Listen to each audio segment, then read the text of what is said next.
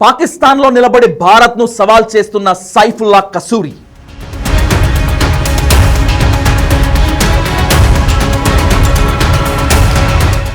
Pak ISI నీడలో అత్యంత కట్టుదిట్టమైన భద్రతలో ఉగ్రవాది.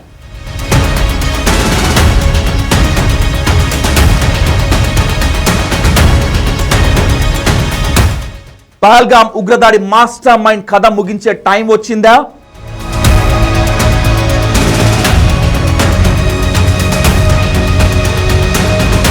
సైఫుల్లా కసూరి, సైఫుల్లా సాజిద్ జట్, అలీ, హబీబుల్లా నౌమాన్ ఇవన్నీ ఒక్కడి పేర్లే.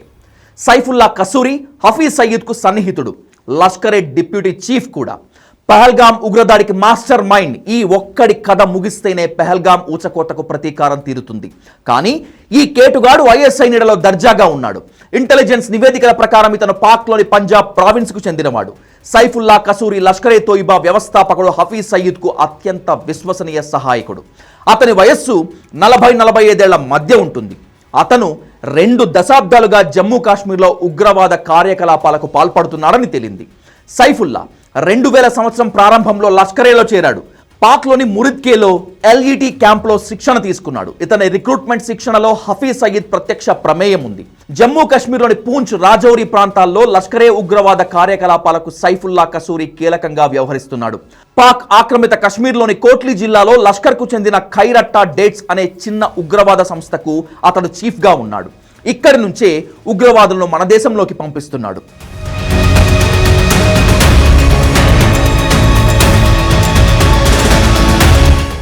ది రెసిస్టెన్స్ ఫ్రంట్తో పాటు పీపుల్స్ యాంటీ ఫ్యాసిస్ట్ ఫోర్స్ని సృష్టించింది కూడా ఈ నరరూప రాక్షసుడే. పహల్గాం ఉగ్రదాడికి సైఫుల్లా పాకిస్తాన్ నుంచి ఉగ్రవాదులను పంపాడు. దాడికి కొద్ది రోజుల క్రితమే వీళ్ళు జమ్మూ కాశ్మీర్లోకి చొరబడ్డారు.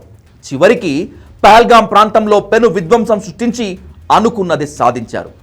ఇండియన్ ఆర్మీ అసలు లక్ష్యం సైఫుల్లా కథ ముగించడంతో పాటు ది రెసిస్టెన్స్ ఫ్రంట్ను కూకటి వేలుతో సహా పెకిలించి వేయటమే. ఆ దిశగానే పాకిస్తాన్తో పాటు పీఓకే లేని ఉగ్ర శిబిరాలను ధ్వంసం చేశారు. అయితే మురిద్గే ఉగ్ర శిబిరంపై భారత్ చేసిన దాడుల నుంచి సైఫుల్లా తప్పించుకున్నాడు. తాజాగా పాకిస్తాన్ పంజాబ్ ప్రావిన్స్లోని కసూర్ జిల్లాలో జరిగిన భారత వ్యతిరేక ర్యాలీలో పంజాబ్ ప్రావిన్స్ మంత్రులతో లష్కరే తోయిబా ఉగ్రవాదులు వేదికను పంచుకున్నారు. పాకిస్తాన్ అణు పరీక్షలకు గుర్తుగా యుమ్-ఏ తక్బీర్ కార్యక్రమంలో వీళ్లంతా తమ భారత వ్యతిరేకతను వ్యక్తం చేశారు. ఈ వేదిక నుంచే సైఫుల్లా భారత్ను ఎగతాళి చేశారు. मुकस्सर शहीद की मैयत इलाहाबाद आ रही थी, मुझे जनाजे में शरीक होने की इजाजत नहीं मिल रही थी. वो दिन मेरे लिए बहुत भारी दिन था. अल्लाह जान.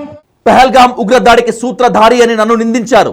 ఇప్పుడు నా పేరు ప్రపంచానికి తెలిసిందని గర్వంగా చెప్పుకున్నాడు సైఫుల్లా. ఇదే కార్యక్రమంలో పాకిస్తాన్ ఆహార మంత్రి మాలిక్ రషీద్ అహ్మద్ ఖాన్, పంజాబ్ అసెంబ్లీ స్పీకర్ మాలిక్ మహమ్మద్ అహ్మద్ ఖాన్ కూడా పాల్గొన్నారు. ఈ ఇద్దరు ప్రధానమంత్రి షహబాజ్ షరీఫ్, పంజాబ్ సీఎం మరియం నవాజ్లకు అత్యంత సన్నిహితులు. వీళ్ళు లష్కరే తోయిబా ఉగ్రవాదులు సైఫుల్లా కసూరి, హఫీజ్ సయీద్ కుమారుడు తల్జా సయీద్, అమీర్ హాంజా వంటి వాళ్లతో కలిసి వేదిక పంచుకున్నారు. మంత్రి మాలిక్ రషీద్ మాట్లాడుతూ, నేడు 24 కోట్ల మంది పాకిస్తానులకు సైఫుల్లా కసూరి, హఫీజ్ సయీద్ వంటి వాళ్ళు ప్రాతినిధ్యం వహిస్తున్నారని బహిరంగంగానే ప్రకటించాడు. ఈ కార్యక్రమంలో భారత వ్యతిరేక ఖలిస్తానీ అనుకూల నినాదాలు ప్రతిధ్వనించాయి. లష్కరే తోయిబా సహ వ్యవస్థాపకుడు, ప్రపంచ ఉగ్రవాది అమీర్ హంజా వేదికపై నుంచి ఖలిస్తానీ అనుకూల నినాదాలను లేవనెత్తాడు. భారత్లో ఖలిస్తాన్ పేరుతో అశాంతిని రెచ్చగొట్టాలనే కుట్రకు తెరలేపాడు.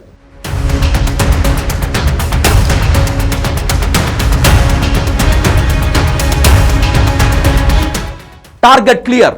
26 మంది అమాయకుల ప్రాణాలను బలి తీసుకున్న నరరూప రాక్షసుడు ఐఎస్ఐ నీడలో జాలీగా ఉన్నాడు. పైగా బహిరంగంగా తిరుగుతూ భారత్నే ఎగతాళి చేస్తున్నాడు. ఇది ఖచ్చితంగా భారత్ను రెచ్చగొట్టే చర్య. కాబట్టి వీలైనంత త్వరగా ఈ రాక్షసుడి కథ ముగించాల్సిందే. కానీ ఐఎస్ నీడలో ఉన్న సైఫుల్లాను టార్గెట్ చేయటం అంత ఈజీ కాదు. అయితే ఇద్దరు తలుచుకుంటే సైఫుల్లా కథ ముగిసిపోతుంది. 4 ఏళ్లుగా పాకిస్తాన్లో భారత మోస్ట్ వాంటెడ్లను వేటాడుతున్న వాళ్లే ఆ ఇద్దరు. ఆ ఇద్దరు ఎక్కడ ఉంటారో ఎలా ఉంటారో ఎవరికీ తెలియదు. 2 వీలర్ పై వచ్చి ఉగ్రవాదుల గుండెల్లో క్షణాల్లో తూటాలు దించి మాయం కావటం వీళ్ళ స్టైల్. వీళ్ళు వేటాడిన తర్వాత ఉగ్రవాదుల డెడ్ బాడీ తప్ప ఒక్క చిన్న క్లూ కూడా పోలీసులకు దొరకదు. పాకిస్తాన్ నిఘా సంస్థ ISI కూడా ఈ అజ్ఞాత వ్యక్తుల గుట్టు విప్పలేకపోయింది. కాబట్టి ఆ ఇద్దరు యాక్షన్లోకి దిగితే సైఫుల్లా కథ ముగియటం అసలు మ్యాటరే కాదు. ముఖ్యంగా పబ్లిక్లోకి వచ్చి భారత్ను సవాలు చేశాడు కాబట్టి సైఫుల్లా ఖచ్చితంగా అజ్ఞాత వ్యక్తుల రాడార్లోకి వెళ్ళినట్లే. సో నరరూప రాక్షసుడి మరణ వార్త ఎప్పుడైనా వినపడచ్చు.